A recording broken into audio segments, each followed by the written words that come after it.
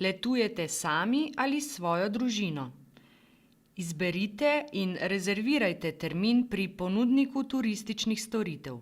S seboj imejte identifikacijske dokumente vseh članov družine. Receptorju povejte, da bi radi unovčili turistični bon in sledite njegovim navodilom. Izpolnili boste le en obrazec, ki je v prilogi 1, ki ga boste lahko prejeli tudi pri receptorju.